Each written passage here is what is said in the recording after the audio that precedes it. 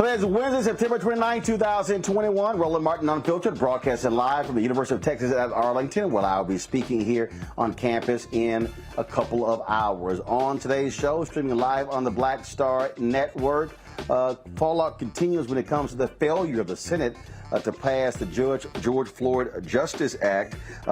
You also have Republicans who also 2 days away from saying, hey, what the hell? We're going to let America default on its credit. What will happen? Will they step up and actually allow Democrats to increase the debt ceiling? We'll break that thing down. Also, we'll talk with the attorney out of Tulsa, where they actually had a court hearing yesterday where they are trying to establish reparations for the people who were the descendants of the Tulsa 1921 race massacre. We'll talk to Demario Simmons. Also, I sat down with author, of course, noted historian Gerald Horne, talked about his new book called The Bittersweet Science, Racism, Racketeering, and the Political Economy of Boxing. It's a fascinating conversation.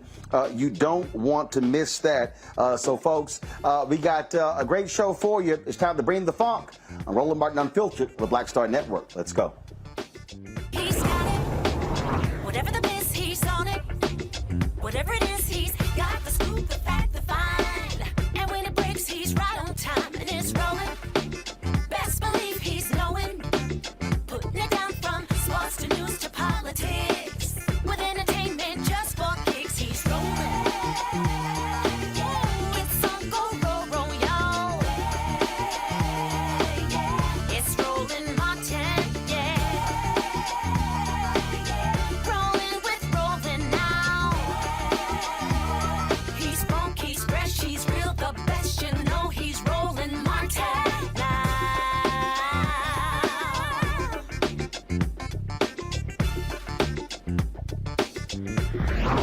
Martin. All right, folks, welcome to Roland Martin Unfiltered here on the Black Star Network. South Carolina Senator Tim Scott continues to assert that he was not going to support a George Floyd Justice Act that actually limited or cut funds for police. Democrats continue to insist that was not the case. You had a couple of police unions that came out yesterday with a strong statement saying there was nothing in the bill that actually said that. And so I actually reached out to Senator Tim Scott. He cited several sections in the bill. He said he was going to have his staff send me a copy of the bill. That was last night. I'm still waiting. I'm still asking, where is it in the bill where he asserts funding was going to be cut, which he keeps saying is to defund the police? I can't find it. Maybe my next guest knows what he's talking about. Linda Williams, she, of course, is the president of NOBLE, the National Organization of Black Law Enforcement Executives. She joins me now from Nashville. Linda, glad to have you on the show.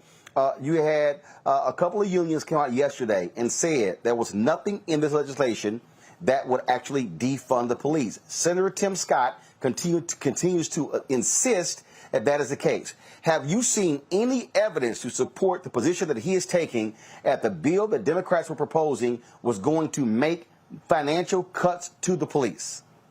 Thank you, Roland. Good to have to be here again. And let me correct, I'm an immediate past president. I just passed the torch. Okay, but got I was it. very pivotal in my presidency all of last year, and that is not correct. Matter of fact, Noble sat at the table to help create the language for the bill. We concur with the IACP and FOP that was never the language. Additional funding has been given. And a matter of fact, for training and accreditation and even other data collection initiatives. So that is not correct. The Democrats nor anyone that sat down talked about defunding the police. Well, and again, like I say, I mean, I hit him up and I wanted to know specifically what he was talking about. And what he said to me was that sections, this is what he said, read sections 113, 114, 202, 204, 363, 382, and he said, and more. It's pretty clear. I'm still waiting on his team to actually send me the bill to actually see that. But I said, I'm still confused. You keep saying it's clear. How these unions, though, are saying that's not true. I think they would be probably more inclined to make it clear that they would not support something that actually cuts funding. So what is he talking about? And that's a good question. I am glad that other major organizations have spoken up so they don't think that it's one-sided.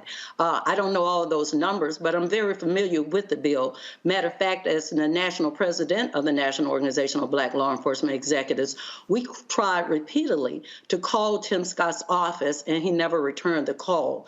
I've sat at the table with Cory Booker and even worked on legislation and, op-eds with Sheila Jackson Lee. We're very, very much on the same page, and where he comes from left field to use this as a stall tactic, it's just not fair, and it's not true, because it's not any language that was created and that we worked to put into the bill. So let me correct this. Let me just be real clear. You're saying that the National Organization of Black Law Enforcement Executives reach out to Senator Tim Scott to sit with him to discuss this bill, and his office never returned Noble's calls. That is correct. As national president, when we sat at the table repeatedly with Cory Booker and others, just to get an understanding so that we could have our voice, so that we could put the language that would be a benefit for, community engagement for police officers, as well as a better, rapport with our communities. And so in trying to do so and to level the playing field that we could get feedback from both sides, we never received a call back from Scott's office. So what do you think should happen now? You have the White House that says they are going to move forward with an executive order, but the reality is, according to that statement yesterday from these other unions, they said there needs to be a national standard and when it comes to policing, so you don't have this patchwork of different rules and laws from different states. So even though you have the executive order, you still need the enforcement of the law. What would you say to Senator Tim Scott, Senator Cory Booker? Would you say, hey, get back to the table, stop spending all this damn time on doing television interviews, and hammer out a deal? You say it better than I can, Roland. Absolutely. Get back in. This is something that our country, this is not, anything that's to divide us. Law enforcement is an extension of the communities. And the fact that we're at this repasse that we are now, it's time that we sit down, forget our differences, and work on our commonalities, that law enforcement are here as the guardians of the community. And of course, that means to protect the rights and the responsibilities law enforcement have, but to make them accountable to the communities that we protect and serve. So time is out for, all the interviews and the stalling tactics. We need to get to the table and come back with something. Something is better than nothing, and we all have to give and take. But it's something at a time in our history that would mark this moment in history for those generations to come, that we couldn't get it right. But the time is now, and the time has passed, that we have to put aside our difference and have the transformation that we need in law enforcement in our communities. I've reached out to different families. The George Floyd family, not happy at all with what is taking place. They're deciding what is next. I'll be perfectly honest with you. I think what should happen is simple. I think the George Floyd family and other families should come to Washington, D.C. And they should, actually, before they come, they should say, we are calling a meeting, and we want Scott at the table. We want Graham at the table. We want McConnell at the table. We want Booker at the table. We want Schumer at the table, and Senator Dick Durbin at the table, and say, we want y'all to meet with us to explain to us why y'all can't come to a deal. I think this is the moment where the families of those who are affected, Walter Scott family, there in South Carolina, all those families should say, no, we're going to come to Capitol Hill and see if y'all are willing to sit down with us. And then, and you know what? Bring the cameras in and say, share with us, tell us to our face why y'all can't come to a deal. And, I'm with you. If you keep doing the same thing the same way, you're going to keep getting the same results. All of those persons that sit on Capitol Hill, those are public servants. They are not above reproach or above the law. And maybe it takes the outcry from citizens, from folks like the George Floyd family and so many other that have become, victims of this ongoing tragedy in our country. So I stand with them. The time is now. We can't keep pushing the envelope. We don't want a repeat of what has happened. We need some relational transformation in this country. And if it starts from the very citizens and the law enforcement agencies and the congressmen and legislation for this uniform and these standards, we have to do that. It has to be law, because if we leave it at the discretion of law enforcement, then we'll continue with the same issues that we have always had. The time is now. We have to come together and set aside our differences. It's not a black and white. It's not a red and blue. It's an American problem. And as citizens of America, we have to do better. All right. Linda Williams, immediate past president of Noble. Well, appreciate it. Thanks a lot. Thank you. And you take care and keep up the good fight. All right, thanks a lot. We're going to go to our panel right now. A. Scott Bolden, past head of the National Bar Association Political Action Committee, attorney in Washington, D.C. Robert Patillo, of course, with Rainbow Coalition, Peachtree Street Project, Coalition Project, and also Brianna Cartwright, political strategist. I want to talk all three of you. That, to me, Robert, is, if you want to talk about really forcing something, imagine if the families of people who've been impacted by police shootings, if they say, we're coming to Capitol Hill on Tuesday, Scott, Booker, McConnell, Durbin, Schumer, Graham, be at the meeting. I would dare one of them to say they're too busy to meet with them. Well, Roland, I think that's a great idea, but I don't know how much that will actually move the needle, because we all know what the operative facts are on the ground. And as Tim Scott articulated on Sunday, Republicans are more interested in scoring political points than they are in actually ameliorating this issue. This idea that but here's why. Robert, here's what it does. What it does is it says, no. You sitting here saying it's not this, it's not that. No. Sit across from the table. Since you keep saying this here. Have the unions there. To me, you forced them to be in a room. Ain't no more dancing around. No more sitting here. Oh, is this, is that? Say no. Because it's a lot different when you got to say it to a family member's face than when you say it on Fox News and CBS's Face the Nation.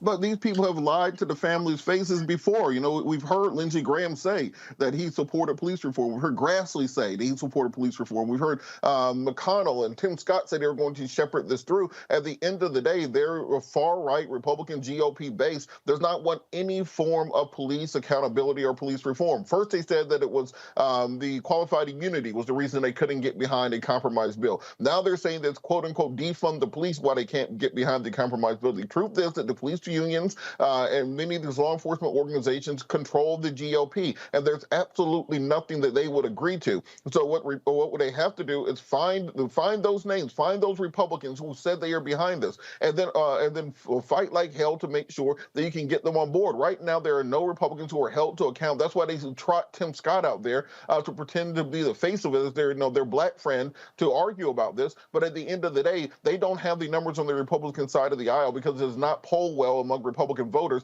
This whole back the blue thing is very strong on the GOP side, and they think that anything that will help minority communities or help African American communities, frankly, that will help poor white communities who are also the victims of police brutality also is a negative for them. And also, they do not want Joe Biden to have any wins on his record going into the midterms. Let's understand the GOP benefits through recalcitrance. That the government shuts down and the COVID numbers go up. If the economy crashes, if you can't get police reform, you can't get voting rights done, that helps them in 2022.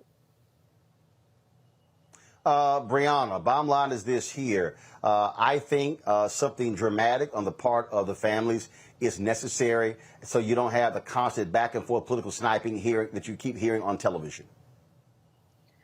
I hear you, Roland. I do not know if that will necessarily be enough, right? We've been at this for a while. I think that Tim Scott, honestly, as we've seen in other times, exhibits not caring about the people. So I think he can do the same thing in front of their face and be a doofus as, on TV, et cetera. I mean, going back to what was previously stated, even if, qualified immunity was the reason why there couldn't be a deal, that's just, that in itself is problematic, because the reason why we had, qualified immunity basically strips away what we had when we passed this prominent civil rights law bill. And so really, it allows for police to get away with killing us without any punishment, because it puts it to a higher standard to allow government officials, including police officers, to be above the law. But see, Brianna, you're focusing on the qualified immunity part. You notice that is not. You notice in all the conversations that you have seen with Scott Booker on television, qualified immunity wasn't brought up. Scott's whole, see again though, break down what he kept saying. He kept saying they wanted to cut funding, and he said that was a bridge too far. It was not qualified immunity. There were 5 critical components to the bill. What I'm saying is this is important because you have to change the narrative. And right now, the whole narrative is, they want to see defund the police. I wasn't down for it, so therefore, that's why we're not moving too far. You got to sit in his face and say, point it out, and then sit here and have the union say, Senator, we disagree. Union, Senator, we disagree. Booker, Senator, we disagree. Again, this is a narrative issue, and I think forcing them on this whole deal and being in their face after all of this is necessary. Well, Roland, you may be right, but there's one missing part of your narrative, that it anticipates that they will sit down with the families.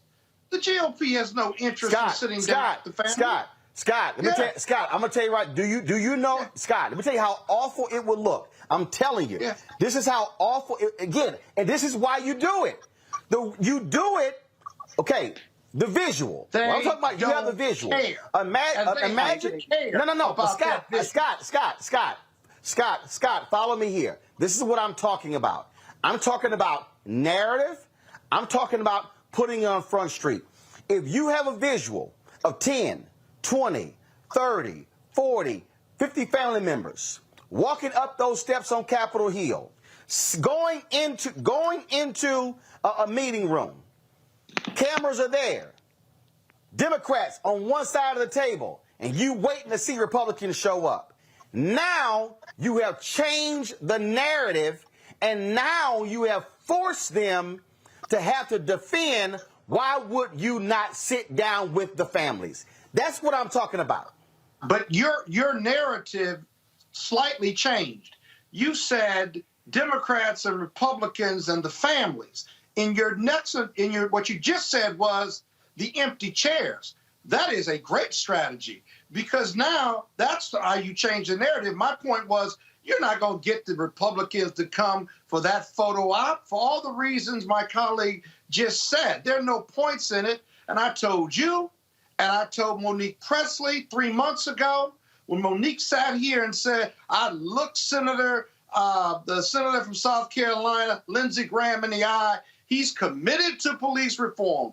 I said then, and I'll say now, they can fiend whatever you want them to fiend, but they vote with their feet, and what they say about police reform is not the same as what they're going to do. They didn't do it. I told you they weren't going to do it. And by the way, the black senator from South Carolina, hold on, he's not talking to you or me or the Democrats when he says they wanted to defund the police. He's talking to the Republican conservatives for their rally call that says we can't do that. Of course. And so you're giving the Republicans really too much credit, because they don't care. And you have to care to be embarrassed. You have to care to work with the other side. They have zero interest in police reform. Zero. But Scott, again, what I'm talking about is it still is a question of tactics and narrative. Demario Solomon Simmons, we're going to talk to him about the Tulsa hearing.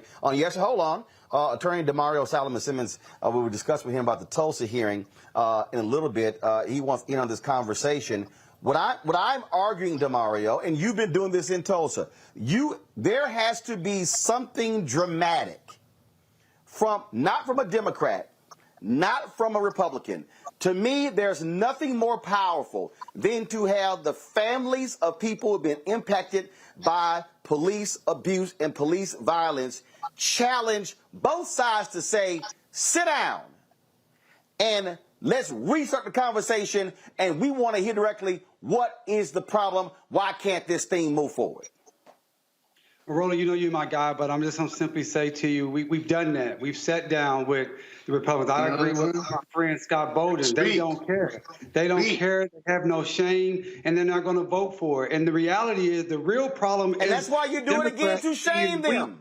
But the real problem is the Democrats not getting rid of the filibuster. The Republicans are doing what Republicans do. They stand strong, they stand united, and they stand against the things they're not for. They're not for police reform. They're not for getting rid of expanding the courts. They're not for voting rights for black people. That is not what they stand for, and that is not what their voters vote them in to do. So it's up to the people we vote in, the Democrats, to do the things that we hoped that they were going to do. And at the end of the day, they simply have failed us at this point. My clients, the Crutcher family, has sat down. You're not going to get. Look, it's two main senators who are saying they are not going to end the filibuster. It's not just That's two. what you Those got. two are the front. Cinema? Those two are holding the fronts for the others.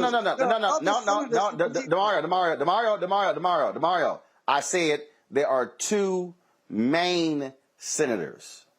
What you have seen is Senator Mark Warner, who has said that he supported a carve-out specifically when it comes to voting. Yes, there are senators. I'm saying the two main senators. That's what I said.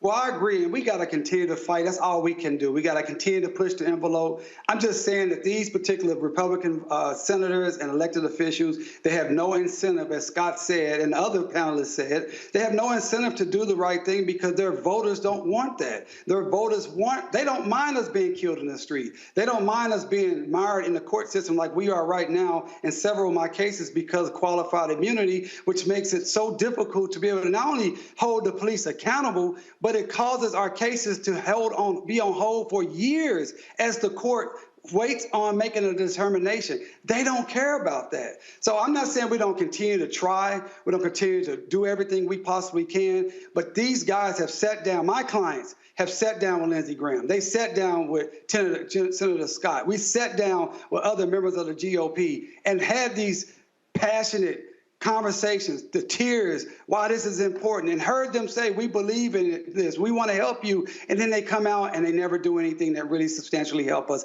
That is just our reality. But this is the but Breonna, here's the thing, it's very simple. Okay, if DeMario says we got to continue to fight, well, what the hell does that look like? Okay, what I'm arguing is continuing the fight. So what does it mean, continue the fight, if I'm saying we don't challenge them, we don't get in their face? That's a part of continuing the fight.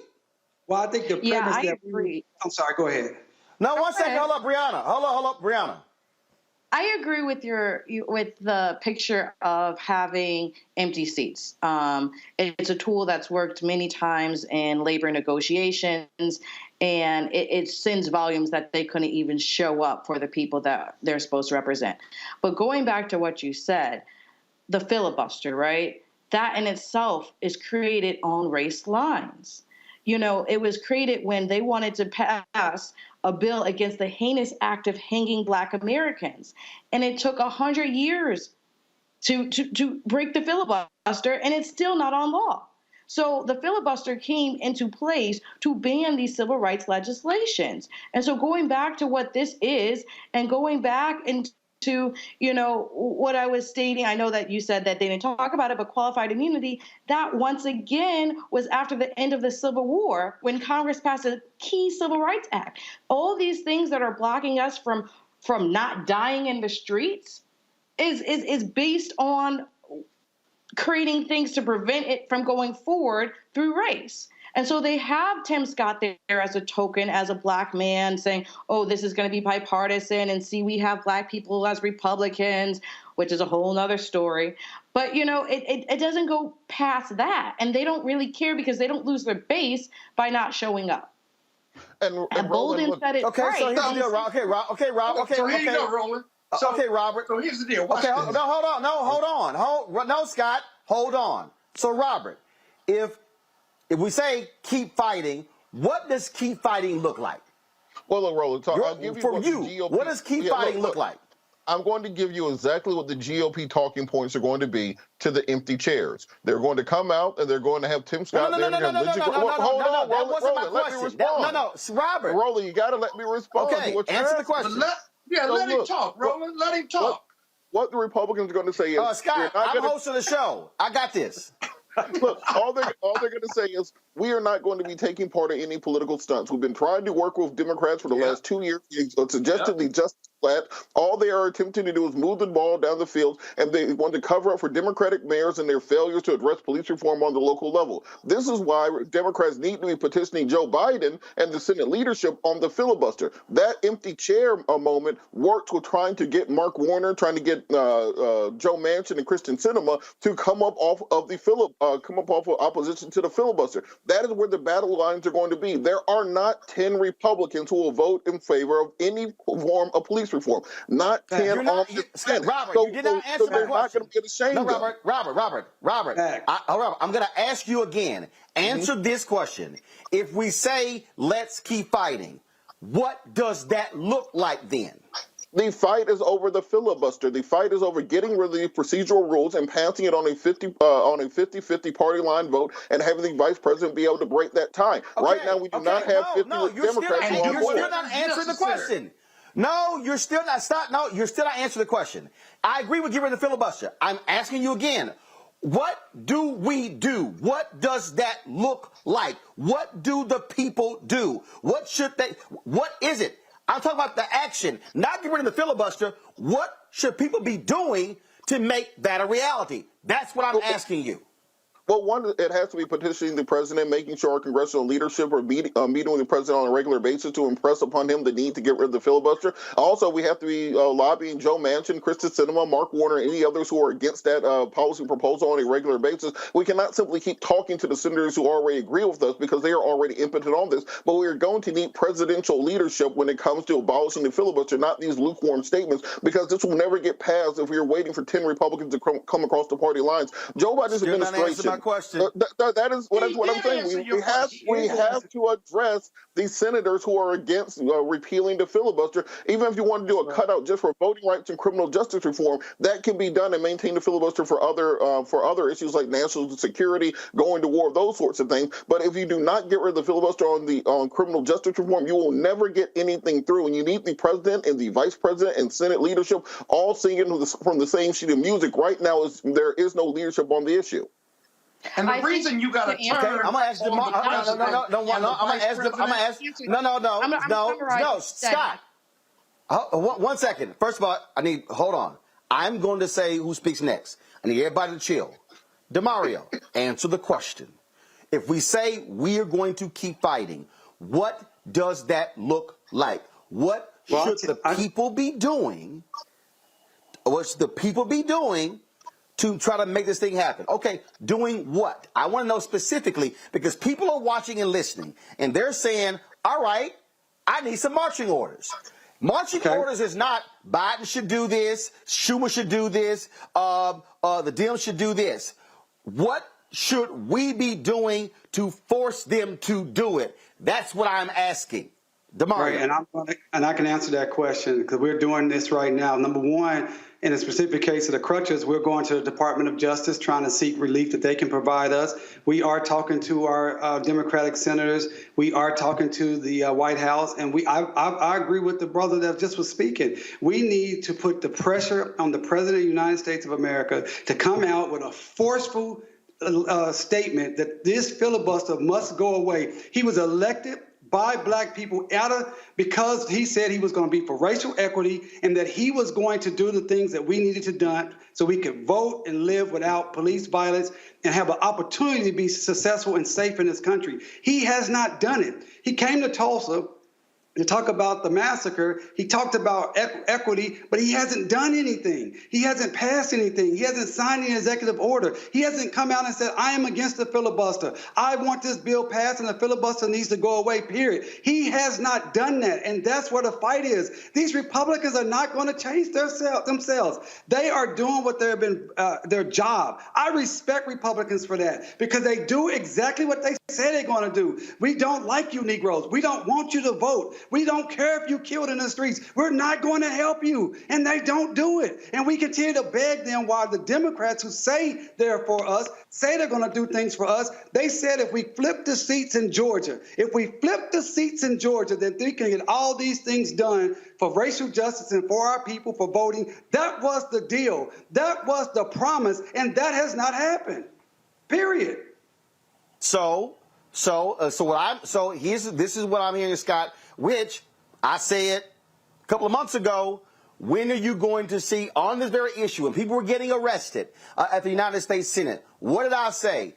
There should be folks sitting here chaining themselves to the fence of the White House fence. That is, wherever Biden goes, he is seeing those voting rights activists. He is seeing those folks demanding George Floyd Justice Act. The reason I'm saying what to do is because we are excellent at saying this needs to happen to get the bill passed, but people are saying, I need to know how to channel my action. People are saying on the various, who am I calling? What number am I calling? Who's organizing that?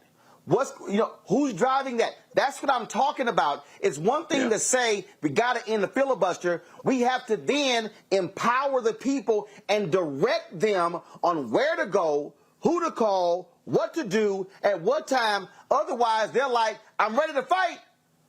But there are groups doing it. But there are groups doing it. This fight is far more sophisticated than that, though. Because one second. Scott, 1 second. Scott is talking. Hold on. Scott, go. This fight is far more sophisticated than taking it to the streets and getting arrested. We've done all of that, right? This White House has got to step up. I am sick and tired of the rhetoric of this White House. I want their rhetoric to become a reality. And the reality is that only the White House has the power to pressure those two senators to end the filibuster and those who may be on the fence, and we have not made them do it. So how do we make them do it? We get the top 6, top 8 civil rights organizations to go meet with him and put pressure on him because of their constituencies behind them and demand that he do something about Manchin and Sinema. Do something about it. Cut a deal. Cut them off. Cut them away. Cut them out because they are not being loyal. The Republicans are loyal. They don't care. They had the biggest embarrassment in the White House, and they stuck with him, right? They were loyal soldiers. The Democrats haven't been loyal soldiers, and you got to make them jump in line and make them do what they're supposed to do. And Biden and Harris and this White House have not done it. They'll do it for the budget. They'll do it for the infrastructure, but they won't do it for police reform or voting rights and then demand that Black America votes for them again in 2022. What really needs to happen, the only way it's going to change is you outvote them. You outvote them in 2022, but guess what? So Brianna, what's the Democratic argument for Black people voting for them again when we put them in the White House and they failed us within 2 years of 2022? That's your problem. That's a bigger problem. I'll make this. So Brianna, I'll say this. Brianna, I'll say this also. All those folks who were protesting in cities all across America after the death of George Floyd in May of 2020 of last year, 2020, where y'all at? See, what has to happen is a return to the streets. What has to happen is mass protests. That has to happen. And so that also has been the case. What you've seen over the last 3 months, 6 months, you've seen largely Black organizations. You've seen the Black Women's Roundtable, National Coalition on Black Civic Participation. You've seen Black Voters Matter. You've seen others. You've seen them engage in protest, civil disobedience. What you have not seen are the hundreds of thousands and millions who were saying justice for George Floyd, as they say, where you at? Brianna? So I hear you. I think I agree with Bolden in the sense of I do not think those protests is going to move the needle enough. I do think that we need to be in every meeting. I think we need to have these conversations. I think we need to have them on social media, TV, in the streets, everywhere, kitchen tables, and have, you know, the faces out, right? Have these civil rights organizations out. As it's previously stated, there are organizations focusing just on this. You can say that there was a protest after George Floyd, but you see how far the George Floyd Act has gone. I don't think that us protesting and, like Bolden said, us getting arrested and everything that we've been doing up until this point is pushing the needle far enough. I think the fact of we put it back into what pushes the needle? So what pushes the needle? I think if we collectively come together and state one statement and show the numbers within that, and that they can lose their job, and literally show, okay, this is not working. This is who we're going to replace you with. Are you going to do the job or not? But that's actually what mass protest creates. See, what they really like, they like when we go away. They like when it gets quiet. They like when people are not mobilizing and organizing. What they are afraid of is when folks mobilize and organize. Let's be real clear. The White House is not afraid to meet with civil rights organizations. Hell, they already met with the NAACP, Sharpton, the Urban League, LDF, Lawyers Committee, A. Philip Randolph. They already met with them. What they don't want to see, they do not want to see hundreds of thousands of people mobilizing in the streets in the cities across America. That's not what they want to see. And all I'm saying is they ain't got no problem with nice, cute clothes meeting, but they do not want to see folks showing up. And but here's the deal, though. You ain't voting until this election. You're not. You ain't voting until the election. And you're protesting. You're not just having a sweet meeting with them. You're protesting your constituents. You're bringing them outside the White House, but you're protesting the White House. You're not protesting police reform or voter rights. You're protesting Biden for not doing what he's supposed to do and said he would do. That's a very different protest And so what I'm saying is this here, because this is what I travel all around the country, and this is what I get wherever I go, DeMario. What do we do? That's what I get. When I'm on airplanes, when I'm renting cars, when I'm going places, people say, what do we do? Where do I go? What do we do? And that's the piece right there. And here's the deal. Everybody can't go to a meeting in D.C. And so now it's a question of, okay, who are the 10, 12 senators we're talking about? Okay, is it Coons? Is it Coons? All right. Who's mobilizing in his state? Okay? Who the folks moving on Cinema in Arizona? Who the folks moving on Feinstein in California? Who the folks moving on Warner in Virginia? That's what I'm talking about. So what I'm saying is we've got to give our people direction on who to call, where to go, what to do, because they're saying, I'm ready, but ain't nobody giving the call. DeMario, go ahead. I think that that is happening, and I think there are many groups that are doing that, and I think we've shifted this conversation exactly where we need to be. We were first talking about trying to sit down and embarrass the Republicans, and we've decided that that is not the play. But the play is to focus on President Joe Biden, who is the leader of this country, who was elected by black folks, saying he was going to do and get these bills passed, and also those senators, those Democratic senators who need to step up. I would also personally like to hear more even from the senators from Georgia.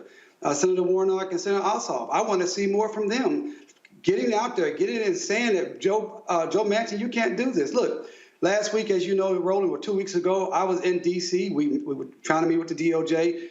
As you know, Dr. Tiffany Crutcher, my client, we ran into Joe Manchin on the street because we were at the wharf and he lives down there. And she went up to him and she challenged him right then and there. And we want these Democratic senators to do the same thing. Stop playing nice with these folks. Our lives are on the line, period. Our lives are on the line, period. I said it again, our lives are on the line, period. It is not time to be trying to talk nice, anything. How the hell did Lyndon B. Johnson Lyndon B. Johnson was able to get the most consequential civil rights legislation passed in 100 years. 1964 Civil Rights Act, 1965 Voting Rights Act, 1968 Fair Housing Act. He was able to do that with the most overt racists, people that were still calling us niggas in public. He was able to use the powers of the presidency to get that done. That is what we want to see from Joe Biden. Right now, tomorrow, he should be signing executive orders. I'm sorry. That's not And what Roland, we're seeing from Joe Biden. No, guys, hold on. I said no. I said, DeMario, your final comment on this, because I got to talk about the Tulsa deal, and then I got to go give this speech. So, DeMario, yesterday, y'all had the hearing in Tulsa before a judge. What took place yesterday in the Tulsa courtroom? Man, we had our first historic hearing in 100 years of this issue. We got in front of Judge Carolyn Wall, and she allowed us to present our case. It went 6 hours of argument, which Scott knows is a very long time in the courtroom. Our 3 living survivors were actually there, and they stayed the entire time. And listen, we were able to put forth a magnificent case. I'm so proud of my team of lawyers from around this nation, came together, put on the very best case possible. And all we're asking at this point is that the judge allow us to move forward. The defendants, the perpetrators of the massacre, those who bombed and murdered our people and continued this harm for 100 years are trying to kick us out of court. They want the judge to do what every other judge in Tulsa has ever done, not giving us an opportunity to prove our case. But we feel very strong about the opportunity to prove our case.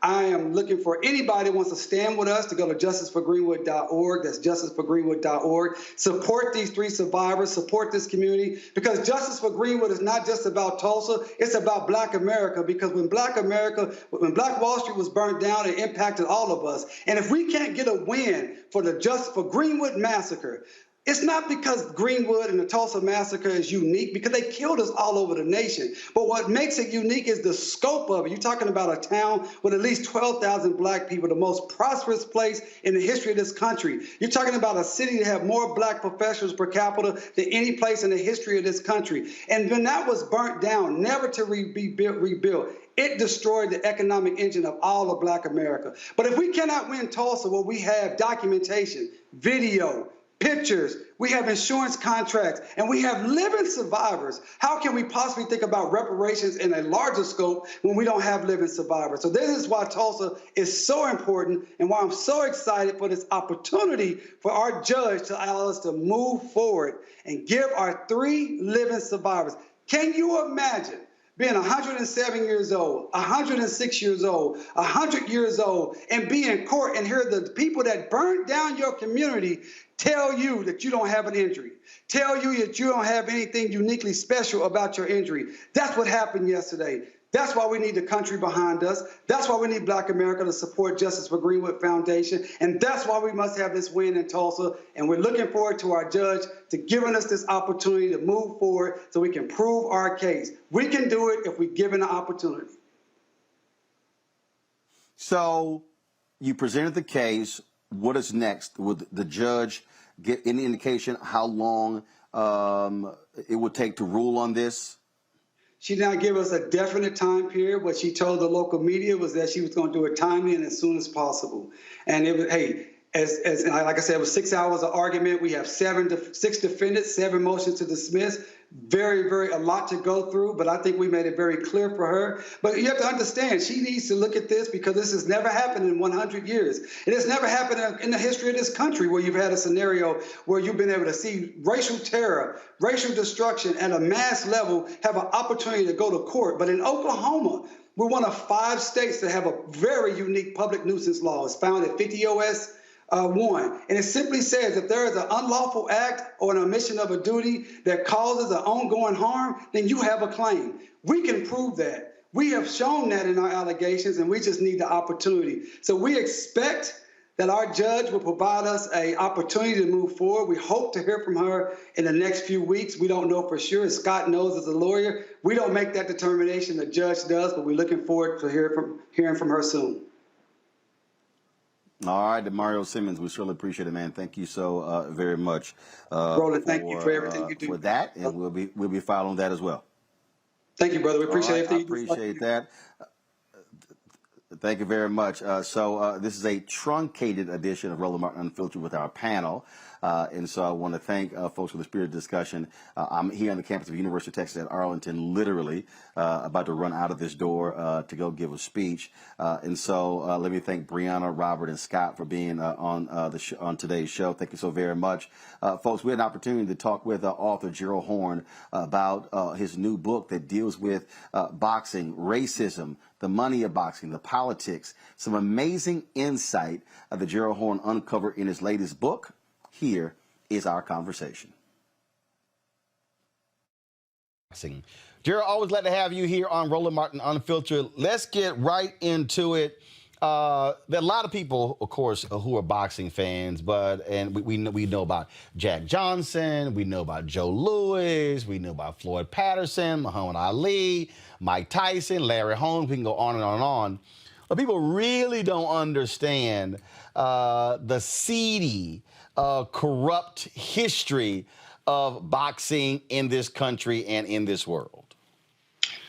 Well, the cliche that used to be used with regard to boxing is that it's so morally corrupt that but for the lack of headroom, the matches should be held in sewers. Some of the most disreputable characters that you can imagine have been involved in not only the promotion of boxing, but the profiting of boxing. Let's start with Donald J. Trump. You may recall during his time as a so-called mogul in Atlantic City, staged many boxing matches, and of course, like many promoters, as they're called, looted many boxers. Or take Bob Arum, for example, now headquartered in Las Vegas, formerly headquartered in New York City.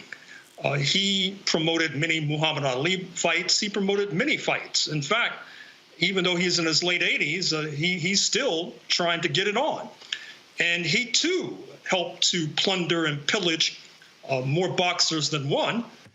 And what's interesting about this scenario is that the man who's usually accused of plundering and pillaging boxers is Don King, who, as you know, is a Black American, also headquartered in Manhattan. And he has been denounced more than once by Mike Tyson, Larry Holmes, et cetera. But I think what your viewers need to realize is that Don King is not necessarily unique. It's very curious that the denunciations are heaped on his head, while those like Bob Arum and Donald Trump oftentimes escape denunciation. Well, absolutely, and part of that is because you've had fighters that have gone public. You've had Jack Neufeld's book that was on Don King and so many others, and you're right. I mean, there are a lot of unscrupulous characters in boxing, and for a long time, it was mob run, mob controlled. Well, boxing also, I think, exposes and reveals many lessons, particularly for the younger generation. Oftentimes, many in the younger generation, they ask plaintively, why haven't Black Americans been more heavily involved in the management end, the business end, the profit-making end? Why are they the ones in the ring, stripped to their trunks and taking a pounding as a result? Well, this occurred to older generations.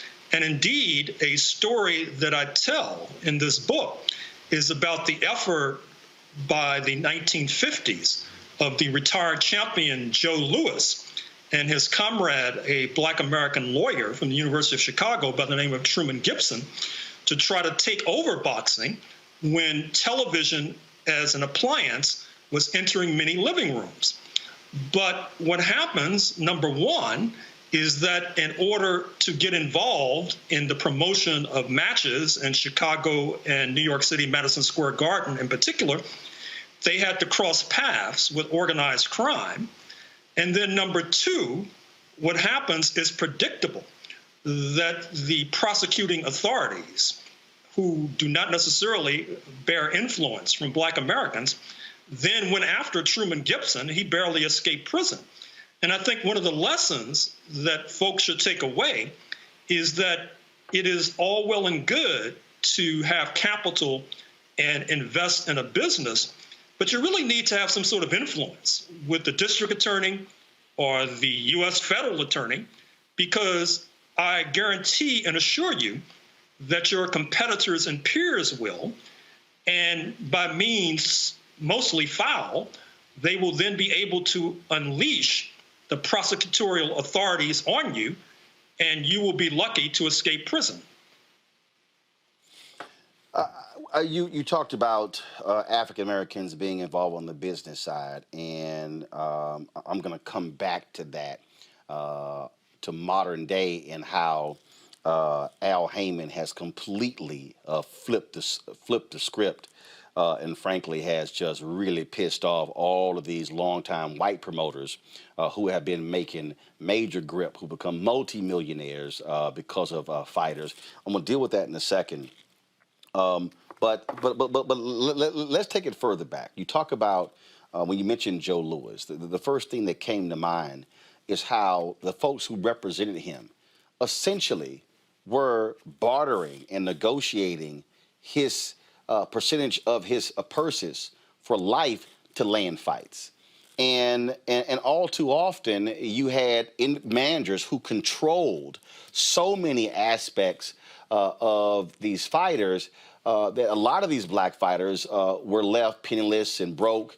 And really, first of all, is it correct to say that Muhammad Ali, even though he had to deal with Arum and King as well, in many ways flipped the switch, if you will, on how boxers took control of their whole apparatus? Talk about that.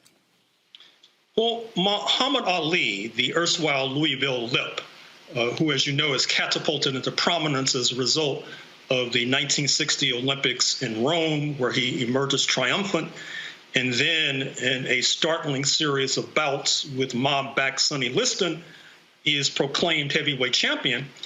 And then he turns the tables when he announces that he's a member of the Nation of Islam. And I think that connection should not be downplayed, because in my estimation, in my telling of the story, the Nation of Islam gives Muhammad Ali a certain kind of backup. More specifically, the Fruit of Islam gives the heavyweight champion Muhammad Ali a certain kind of backup.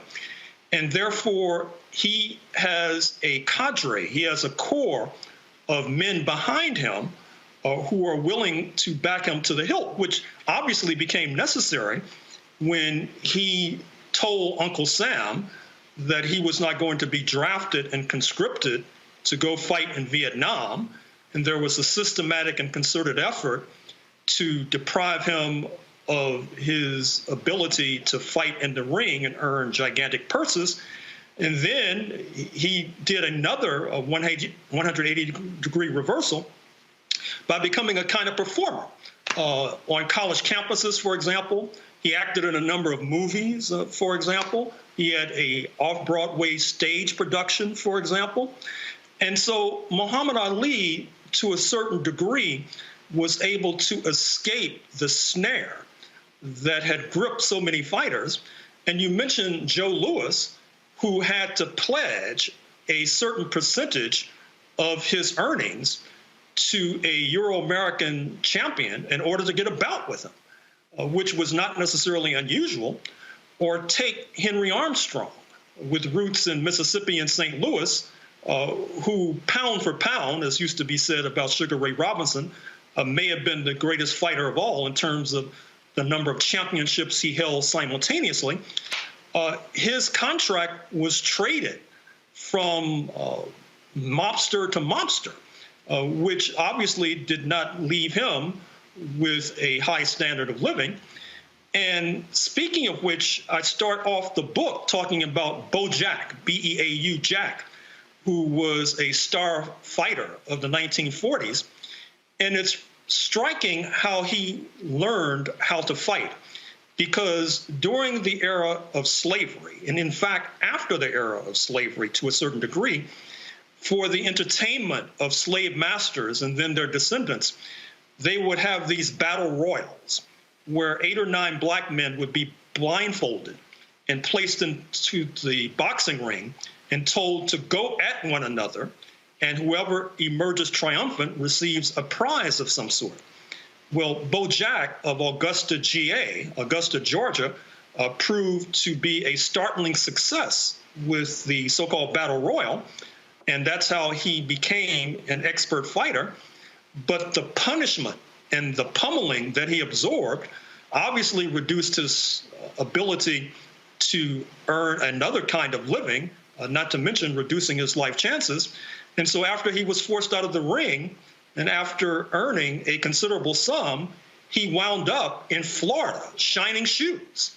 And this was not necessarily unusual for these black boxers, because one of the reasons that the book is called The Bittersweet Science and not The Sweet Science, which is the term that's oftentimes appended to this sport, is because many black boxers suffered so tremendously in order to barely earn a living, in order to basically feed their families. You talked about, and obviously in that part there, the racketeering part. Let's talk about the racism part. We can go back to Jack Johnson. Man, white folks lost their mind when this brother. And describe for people, because first of all, boxing today is such a sad state. And really, boxing that we know it, you rarely get the kind of attention that you used to. People now, you just look at the UFC, which is a different type of fighting. But boxing, just like horse racing, back in the day before television, boxing and horse racing were two of the biggest sports, bigger than football. Basketball didn't exist, bigger than baseball. The print journalists really told the story. So you had to rely on radio and these print journalists to really understand. So you have these larger than life characters. But white folks in America, they lost their mind when that black man beat the hell out of that white man and became the boxing champion. Well, Jack Johnson, the so-called, the man who induced the Great White Hope, which was the name of a Broadway play, then a movie starring the great actor James Earl Jones portraying Jack Johnson on the silver screen. And as the title suggests, after Jack Johnson, born in Galveston, Texas in 1878, became the heavyweight boxing champion by 1910, you are correct to suggest that it induced a certain amount of hysteria. Because recall that this is the era of lynching. This is the era when a black man in particular could be lynched for a trivial offense, such as malicious eyeballing. That is to say, you could look at a person the wrong way and wind up burned at the stake. And here you had Jack Johnson going into the boxing ring in Reno, Nevada in 1910 and becoming the heavyweight boxing champion shortly thereafter by beating his opponent, who happened to be a so-called white man, into submission. In other words, Jack Johnson was rewarded for doing something. If he had done it outside of the ring, he might have been lynched or murdered. So obviously this injected a certain amount of hysteria into the body politic. You had black people, after Jack Johnson was victorious, being lynched themselves for celebrating too enthusiastically. This was also the era when cinema was becoming more widespread, and the film was captured on the film of the match was captured. In fact, you can probably go to YouTube and see it today. And then it was shown in theaters across the country, if not the world, which obviously helped to incite many white mobs to try to lynch more black people, just as it excited more black people and urged them to greater heights.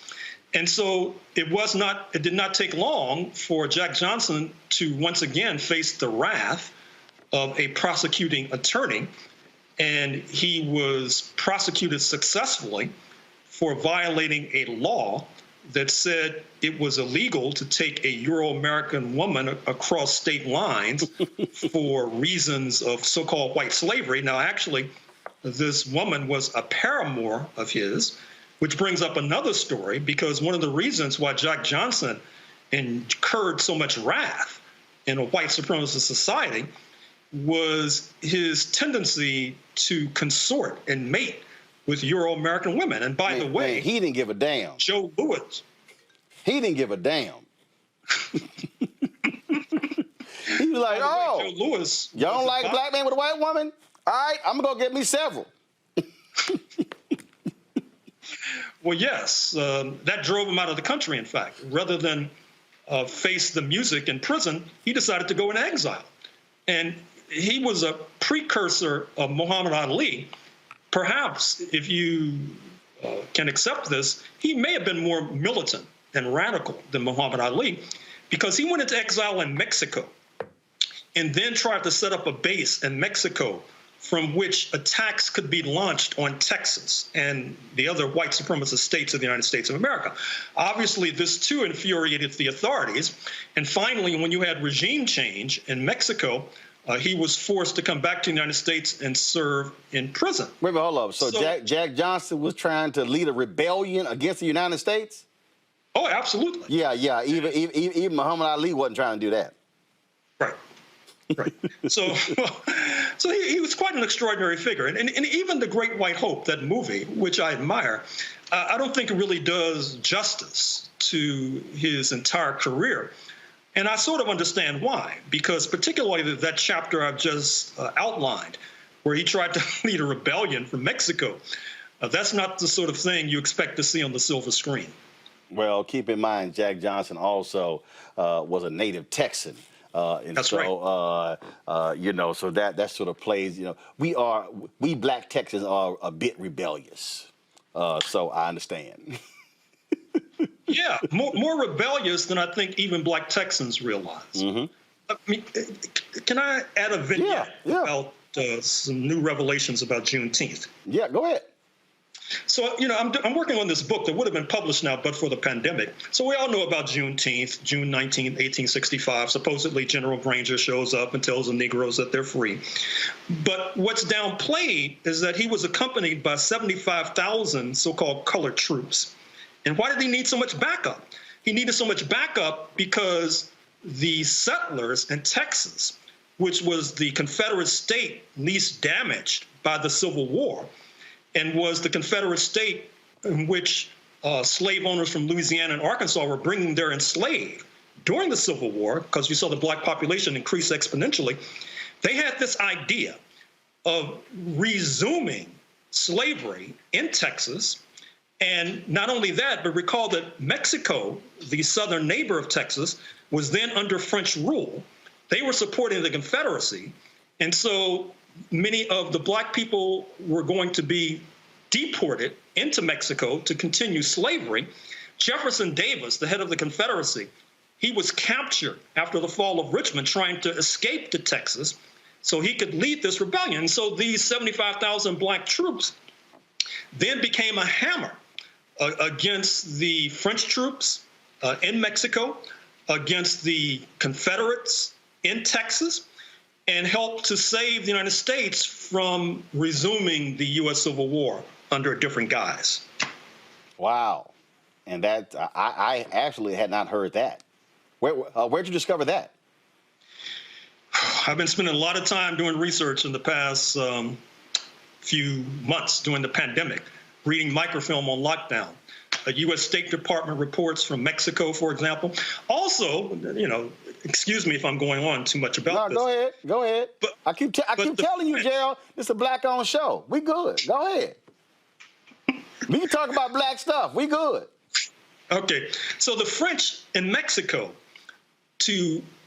had brought African soldiers from Algeria, which they had colonized in 1830, and also from Egypt and Sudan, which they deeply influenced, thousands and thousands to Mexico as backup. And that's why General Granger needed these 75,000 so-called colored troops, because this was going to be, pardon the expression, another battle royal that was going to unfold. And the man in charge of the Confederate effort, Matthew Fontaine Maury, M-A-U-R-Y, who until last year had a statue in his honor in Richmond, Virginia, he was the mastermind of this plot to continue slavery. And by the way, even before then, he had this other diabolical plot of deporting all the black people. This is before the U.S. Civil War, deporting all the black people to Brazil. And that plot was also thwarted, which helps to explain why we are now in North America speaking English and not in Brazil speaking Portuguese. Wow, that is some deep history right there. When you talked about just the deeply embedded racism, it is still stunning in boxing. It is so American. It is so American. It is so white American, historically speaking, to how they would treat Joe Louis, how they would demean black people. But oh, when it was time to fight the German, now we're all Americans. It is sort of like, oh, black soldiers fighting in World War I, fighting in World War II, fighting in Korea and Vietnam. Oh, you're an American. Oh, but when you bring your black ass back to the United States, you a nigga. And that's really, and I need people to understand that, because it still exists. The Olympics. Oh no, it's the flag. No. Put those things aside. It's the flag. It's the flag. It's all about country. You put country first. Well, hell, hold up. If it's all about country, well, make it about country when I come home. And that existed in boxing. How these racists would just love and adore watching Joe Louis and other black boxers in the ring. Oh, but I'm sorry, you can't come into this restaurant. You can't come into this store. You got to go through the kitchen. I mean, all of that stuff. That to me is just, it is still mind-boggling to imagine living through that and dealing with that and that contradiction. Well, just as a footnote, I'm sure you've heard the story about how longtime NBA All-Star Dominique Wilkins, a black American star, who, of course, starred for the Atlanta Hawks. Hall of Famer. A presumed celebrity in Atlanta. He was turned away from a restaurant recently. And I think it was in Buckhead, which, as you know, is trying to secede from Atlanta because I guess they don't want to live under a black mayor.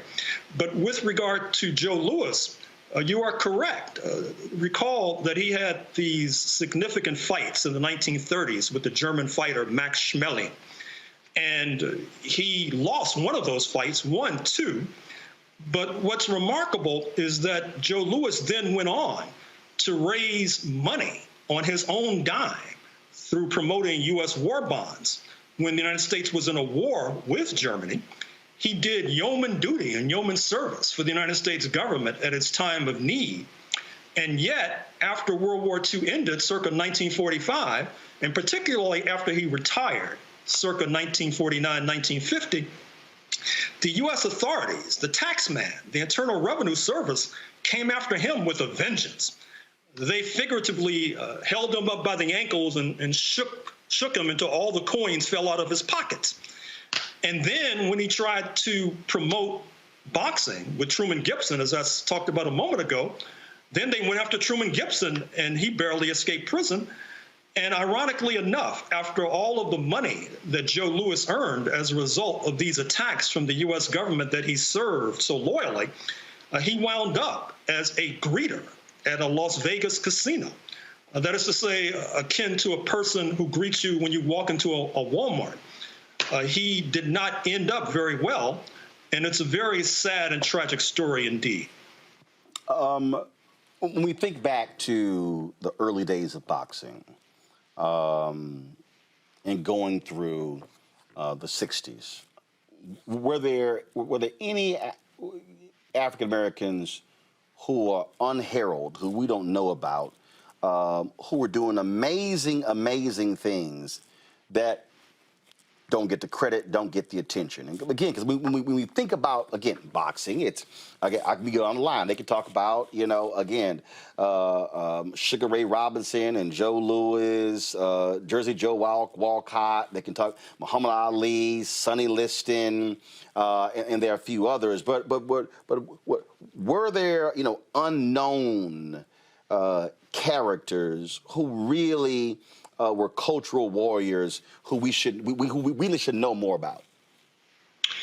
Well, I'll have to bring up Truman Gibson again, because in some ways he was the Don King of the 1950s. Where was he from? Except he didn't get paid like Don. Where was he from? Don King got paid. Right.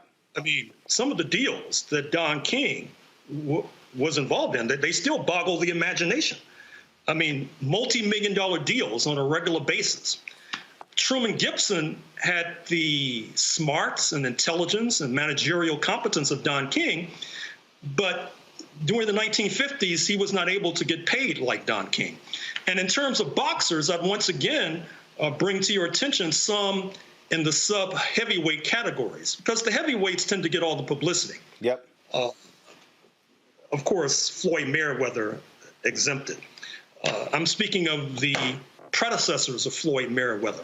Not only a boxer like Sugar Ray Robinson, who you mentioned, who, as you know, was oftentimes viewed as the greatest fighter of them all, but those who were in that same chronological era, boxers who I've mentioned, such as Henry Armstrong, Bo Jack, and going back to the turn of the century, Joe Gans. I think if there are any youngsters in your audience who are budding boxers, they really should study Joe Gans, G-A-N-S, because a lot of so-called scientific boxing was based on what he developed over a century ago.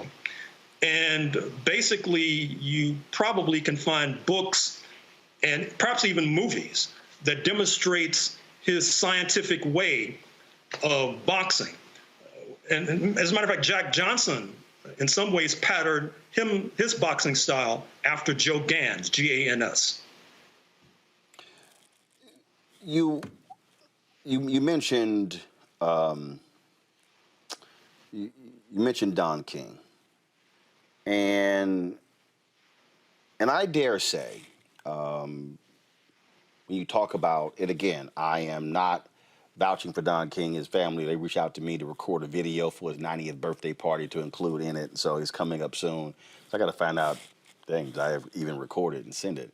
But he really did muscle in on the action. And man, he pissed off a lot of white folks in boxing because he used his mouth and his moxie at a time after the civil rights movement that you had this whole say it loud, I'm black and I'm proud. And he really changed the game, if you will, and became a force to be reckoned with. And these white promoters had no idea how in the hell it happened. Well, you know, it's interesting about Don King and his ability to muscle his way up into the top of the pyramid in terms of boxing.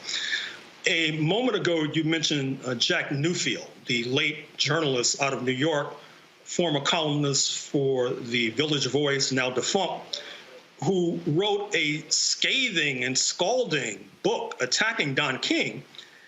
But what was striking about Jack Newfield's journalism is that for whatever reason, he tended to not scrutinize Bob Arum, who was Don King's major competitor and major peer. In fact, I recall when I was in New York doing anti-apartheid work in the 1980s, and Bob Arum had brought these boxers over from apartheid South Africa, because that's a major part of the story that I tell. And we tried to get Jack Newfield to do a story about it. He wouldn't do it. In other words, it seemed to me that he was almost acting as a flack for Bob Arum, Don King's major competitor, which in retrospect, I don't think your audience should necessarily be shocked or surprised by, because we know that black men of an older generation oftentimes, once again, had to face the prosecutorial authorities. You might recall Willie Brown, who's probably in the same age group by now of Don King, the former mayor of San Francisco, yep, a mentor of not only Gavin Newsom, but Kamala Harris. Yeah, Willie is in his early 80s. Sorry? Yeah, Willie's in his early 80s. Don is 90. Yep, go ahead. Okay. Yep. So when he was Speaker of the assembly in California, the authorities basically enacted term limits so that he had to leave the assembly. That's why term limits came to California, to get rid of Willie Brown. And he was so notorious in terms of being able to elude the prosecutors that you might recall that in one of the Godfather movies, Willie Brown plays himself. Godfather 3. Yep. Godfather 3. Where he plays himself as a politician who's able to elude the authorities. So you know you're notorious when you get to play yourself in a movie enacting what you actually do in real life. And therefore, what happened to Don King was not necessarily unique or peculiar to Don King. It was the lot and the fate of any black man in particular who was trying to climb the greasy pole of success. We talked about the racism and racketeering part. Explain what you describe as the political economy of boxing. What does that mean? What that means is that economics is political. I think that's a sub-theme of what I've been trying to explain thus far. That is to say that the fact that Bob Arum did not have to face as many prosecutors or investigators as Don King was obviously a political decision. Likewise, who is able to earn money and who is not able to earn money is an economic factor. And so when you merge politics and economics, you come up with political economy. That is to say, it would be a myth and, in fact, misleading to suggest that economics stands alone.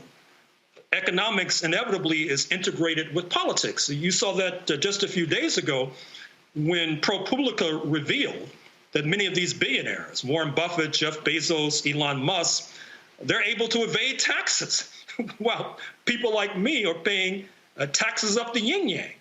In other words, they're able to accumulate wealth as a result of the Internal Revenue Service, which is a political agency, an agency of the U.S. government, not being able, because of various regulations and rules, not being able to extract taxes from them that would then go to healthcare, education, et cetera. That's what we mean by political economy. So let's talk about. I want to move it forward to. We talk about power behind it.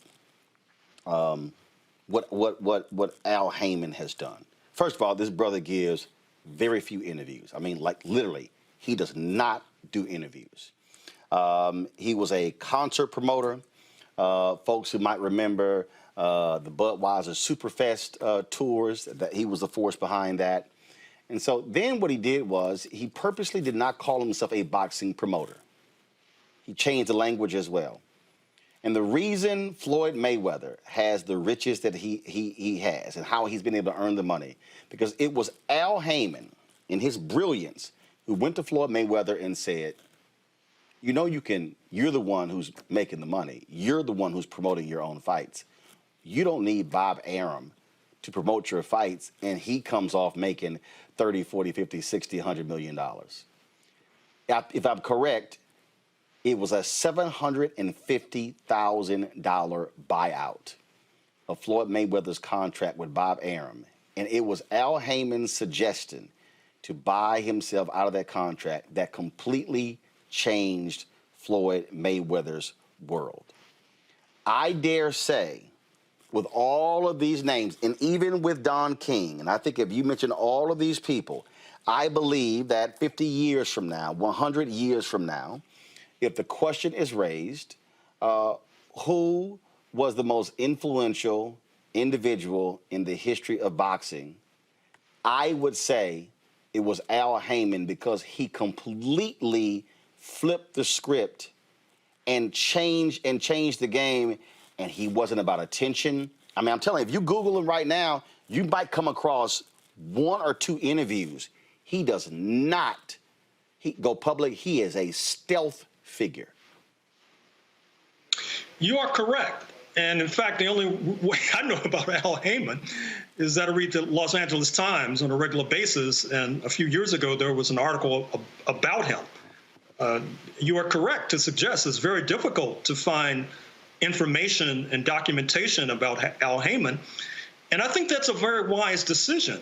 because when you are flamboyant, as Don King is, when you are oftentimes portrayed in the headlines, like Don King used to be, that really only attracts the sharks and the barracudas and the vultures, and attracts those who want to take you down.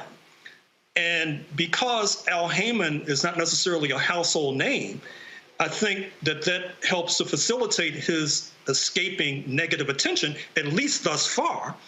Although it would not surprise me that as a result of our talking about him, that some prosecutor looking to get notches on his gun belt might be going after him. But even this last Floyd Mayweather encounter in the ring with Logan Paul, I understand that as a result of the fee and side bets that Floyd Mayweather made in favor of himself, that Floyd Mayweather might have walked away with millions of dollars, millions and millions and millions of dollars from that one celebrity fight, so-called. And so, once again, I think that Floyd Mayweather, probably more than most, knows that he owes a lot of his wealth, if not the better part of his wealth, to one Al Heyman. And I think, and the reason I think, again, I think the reason why I say Heyman is so important is because, one, he was successful in getting these black boxers, and he managed other boxers as well. But the key was to get a black boxer to understand, really more so than and differently how King did it, because obviously what Don King did is he caused a schism between Mike Tyson and his white management team, and King played on that, talked about racism, and black folks doing business together, stuff along those lines, and went on to totally screw Mike Tyson. But what Heyman did was to get the boxer to understand you're the one who's actually in charge. Look, my job is to be a facilitator, but I'm not the one who is the overlord of you. And so by doing that, it completely shifts the game. And he's able to, the contracts that he has brokered with his own, he literally has his own boxing series. Not just, hey, I signed a deal with this network for my fighters. Creating his own division. And yes, there are critics, but I just think the genius of Al Heyman and how he was able to do it, and it has caused, because remember, we used to always hear about the Duvas and the Arams of the world, and they were always these larger-than-life figures, and there was always these stories on them to a certain extent. I remember Butch Lewis as well. You also had, and of course he's going to get mad at me, he's escaping me right now, Riddick Bowe's manager. Why is he escaping me? He's been on my show. Rock. Rock Newman. But I really think from a business standpoint, I wouldn't be surprised, and people always talk about a Harvard review class, a master class, damn that. HBCU should do a master class on Al Heyman. I'm proud of me, as Al don't talk. But literally the business genius of what he is able to, how he was able to go from being a concert promoter to now being the most powerful figure in boxing, and as an African American, is stunning. Well, you are correct, and I salute him for being able to fly under the radar for so long. It must not be easy to do so, but I will say this: if he is listening or watching, I would hope that at some point he would do a book, because like the rest of us, Al Heyman won't live forever, and it's very important to pass on the lessons that he's learned to an upcoming generation, so that an upcoming generation can profit from his obvious intelligence. Although I have to say I'm sympathetic to why he tries to keep a low profile, because as I explained in the book, sports in general, and boxing in particular, is mob infested. There is a credible story, in fact, about Sonny Liston, who, as we know, was defeated by Muhammad Ali and then died under mysterious circumstances a few years later, that Sonny Liston might have run afoul of the mob in Las Vegas. And Las Vegas is a particular site and locus of the story that I tell. It's not just because it happens to be the home of Floyd Mayweather and happens to be the home of Bob Arum as well. It's also a regional headquarters for organized crime, and it's a city that was built on gambling in a state where in some counties prostitution is legal. So if you're talking about corruption, if you're talking about immorality, you have to talk about Las Vegas, you have to talk about Nevada. I ask you this all the time we do interviews. I do this with every book author. And the question I always ask is, all the research, what was your wow moment that you uncovered that caused your eyes to just get big and you say, this is unbelievable. Wow, this is crazy. Well, that's a hard question. I will say this, and I'll say this for future researchers who wonder, there is a great boxing archive at Brooklyn College in Brooklyn, New York, that, believe it or not, has not only correspondence from Muhammad Ali. I saw Muhammad Ali's medical records at this archive, which as early as the early 1980s, a doctor at Columbia Medical School had diagnosed him with having a kind of Parkinson. I saw the records of Muhammad Ali after he took this tour of Africa in the 1979 at the behest of then U.S. President Jimmy Carter to try to get African nations to boycott the Olympics. So those sorts of primary documents about Muhammad Ali is sort of a kind of goal for researchers. And with regard to the aha moments or wow moments, it's just all the killings. I just made reference to Sonny Liston, and I mentioned him only because people are familiar with his name. But it's astonishing how many boxers have been murdered over the years. I mean, if you don't get killed in the ring, you can be killed outside of the ring. And disproportionately and overwhelmingly, those who are being killed outside of the ring are these black boxers who refuse to go along with the mob. So I'll close on this particular segment by saying that I encourage other researchers to visit this boxing archive at Brooklyn College. And there's another one at the University of Notre Dame in South Bend, Indiana, that is not as rich in documentation as Brooklyn College's, but is useful nonetheless. That's a tip to up-and-coming writers about boxing. I do want to ask you this here because I think people also don't understand this here, and there have been other books and documentaries done on this here. Boxing was a savage sport, grossly unregulated, and it was numerous deaths in the ring that caused this country to say, we got to put a stop to this. And wasn't there a point when they literally even stopped showcasing boxing on television because of the savagery? Well, boxing, in a certain sense, suffered from saturation. At one time, there might be 3 or 4 boxing matches on television every week, 4 or 5 every week. But that was like an overdose. It's as if you have 4 or 5 professional football games on television every week, and I think the NFL is coming to that point of saturation as well. But you are also correct to point to the savagery and the bloodlust that characterizes boxing. As noted, I just talked about people being killed outside of the ring. Of course, you might recall the match in 1962 between Emil Griffith of the Virgin Islands and Benny Paret with roots in Cuba, where Benny Paret had insulted Emil Griffith before the match. And when they got into the ring, Emil Griffith systematically executes Benny Paret. He dies in the ring. And the referee does not stop the fight, amazingly enough, as the crowd is cheering for more.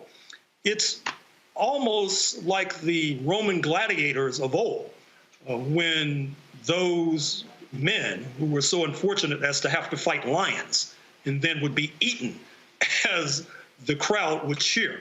That's what we were dealing with not so long ago, and to a certain extent, even today.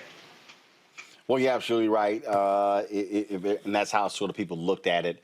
And then, I mean, you had Congress that actually took action, not only dealing with that, but also there was a bill named after Muhammad Ali that also was there to protect the interest of boxers.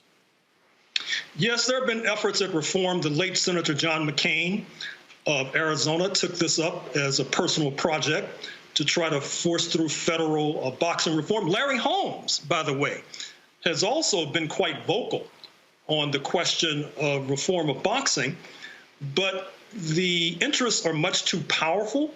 And then there's the deregulation. I mean, for example, you have 50 different state regulating authorities, with the most powerful ones being in Nevada, New York, California, New Jersey. And so if any of those particular states would move to tighten regulations, well, then the boxers and the promoters would simply move to, say, Kentucky, for example. That's why you need a federal law.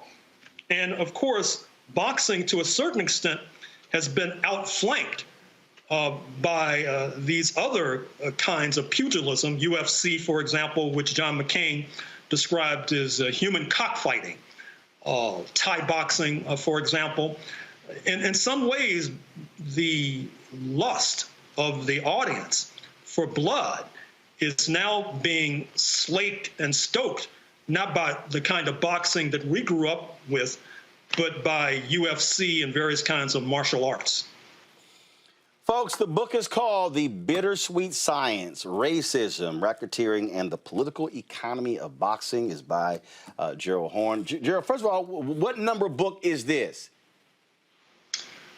I don't know, maybe 34, 35, something like that. I don't know where in the hell you find all the time to write these books. I don't. My Lord, between the research and the writing, but we've certainly enjoyed your work. There's so many other books by you that we've talked about that I've told folks to actually buy, and so I think I'm probably responsible for some nice royalties that go to you. We talk about your books enough. You are correct, more than you realize. Well, that's why we have this show. I've read many of them, not all of them, and still reading them. And I'm definitely going to check this one out. So, Gerald, I appreciate it. And then next time I got to Houston, y'all, this is how bad it is. I'm going to have to bring all of my books from Gerald. And he's going to have to sign them all. I have a whole shelf of just for signed books. I'm going to have a whole separate suitcase for Gerald's books for him to sign. Gerald, I appreciate it. Thanks a bunch, folks. And of course, y'all, he's a professor at University of Houston in my hometown. And I'm sure your students get a kick out of learning your class. But you probably make them do a whole lot of research. Absolutely. Gerald, thanks a lot. Thank you. Good luck.